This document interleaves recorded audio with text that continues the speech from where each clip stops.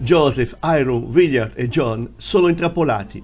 Alle 17:15 una marmaglia armata di oltre 150 uomini si precipita su per le scale e cerca di forzare la porta per aprirla, ma i 4 uomini all'interno la tengono chiusa, appoggiandosi ad essa.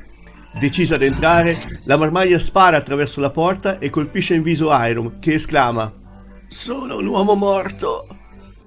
Joseph si precipita verso la finestra mentre 2 proiettili lo colpiscono la schiena e un altro lo trafigge sotto il cuore. Cade dalla finestra del secondo piano esclamando: «Oh Signore mio Dio!». Il profeta del Signore Joseph e il suo amato fratello Hiram sono morti, sigillando le loro testimonianze della restaurazione del regno di Dio con il loro sangue innocente.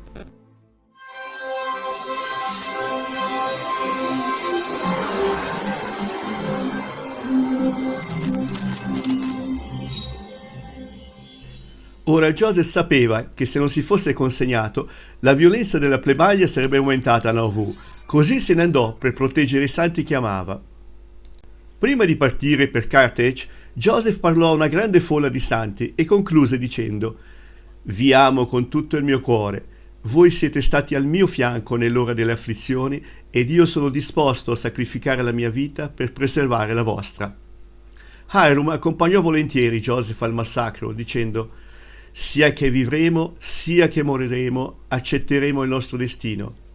Nella prigione con Joseph e Hiram c'erano molti amici che rimasero per difenderli. Tuttavia, uno dopo l'altro furono mandati a consegnare messaggi o costretti ad andarsene. Così, alla fine, rimasero solo Joseph, Hiram e i 2 apostoli William Richard e John Taylor, il futuro profeta.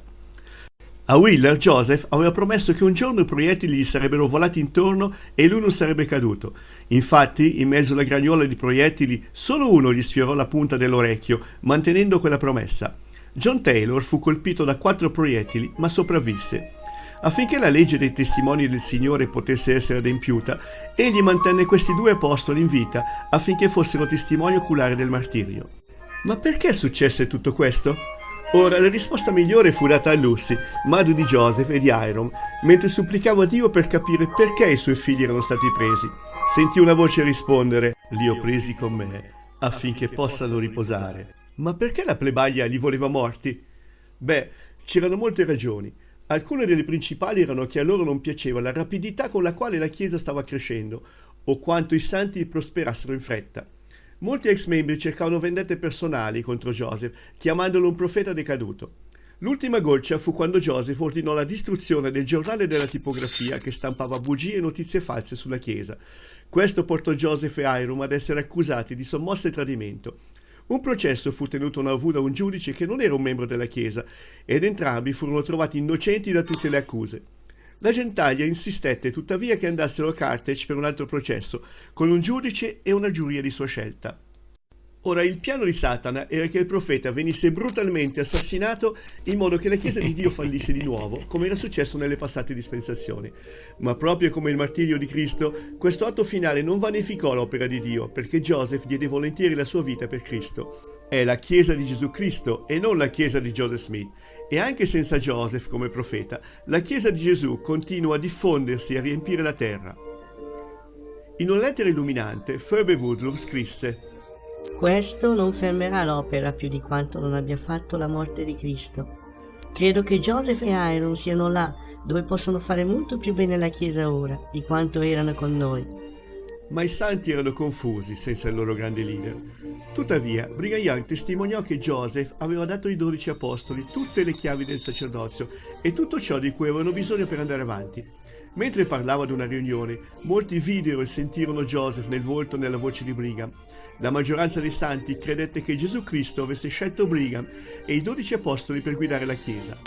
I santi avevano fretta di finire il Tempio, in modo che potessero essere dotati di potere e suggellati alle famiglie prima di essere costretti dalle folle inferocite a lasciare Nauvoo. Ancora prima che il tempo fosse terminato o dedicato, i dirigenti della Chiesa lavorarono instancabilmente, giorno e notte, per aiutare migliaia di persone a fare queste alleanze. L'8 febbraio 1846, quando la persecuzione divenne insopportabile, i dirigenti della Chiesa amministrarono l'ultima ordinanza nel Tempio di Nauvoo. Prima di andarsene, si inginocchiarono attorno all'altare e chiesero la benedizione di Dio su coloro che si stavano dirigendo ad ovest. Pochi giorni dopo, i primi gruppi di santi lasciarono Nauvoo in pieno inverno. Degli oltre 12.000 santi di Nauvoo, la maggior parte non era preparata al viaggio, quindi fecero pochi progressi, mentre in inverno gelido si trasformò in una primavera molto fangosa. Brigham una volta scrisse: «Oggi abbiamo attraversato una buca di fango. Era lunga 6 miglia». I santi erano ora sparpagliati in tutto lo stato dell'Iowa, parte dell'Illinois, in varie congregazioni all'est, in Europa e sulle navi, con molti dei 6.000 nuovi convertiti che navigavano verso l'America per unirsi ai santi. Tutti cercavano un posto per adorare Dio liberamente. Non fu prima di settembre che Brigham e i primi santi raggiunsero il Nebraska e stabilirono Winter Quarter, dove iniziarono a raccogliere cibo e a costruire alloggi per l'inverno. Sapevano che il loro obiettivo finale era ancora a centinaia di miglia di distanza nelle montagne rocciose. Mentre i leader della Chiesa discutevano su come organizzare questa grande migrazione di migliaia di persone, il 14 gennaio 1847 Brigham ricevette una rivelazione che chiamò «La parola e la volontà del Signore riguardo l'accampamento di Israele». La rivelazione istruiva tanto sulla preparazione spirituale ed emotiva quanto sulla preparazione fisica. I santi dovevano fare alleanze per osservare tutti i comandamenti in modo da poter contare sull'aiuto del Signore. Impararono che non dovevano viaggiare come un gruppo di migliaia di persone, ma piuttosto di viaggiare come compagnie di centinaia, 50 e decine, organizzate sotto la direzione degli apostoli. La rivelazione insegnò inoltre riguardo organizzare cibo e provviste e come prendersi cura dei poveri. Così, con questa guida del Signore, migliaia di santi furono in grado di viaggiare lontano, verso l'ovest. Finalmente, il 24 luglio 1847, dopo tante peripezie, la prima compagnia entrò nella valle del lago Salato.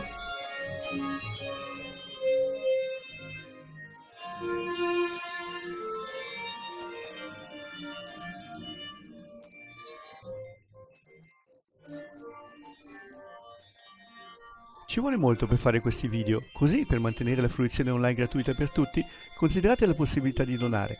Trovate il link nella descrizione qui sotto. E grazie per aver guardato. Questo episodio è pieno di informazioni, quindi potreste volerlo guardare di nuovo per essere sicuri di non aver perso nulla, comprese le battute esilaranti. Se senti che questo video ti ha aiutato nel tuo cammino verso la verità e il discepolato cristiano, per favore iscriviti e condividi, soprattutto vai a leggere le scritture da te stesso.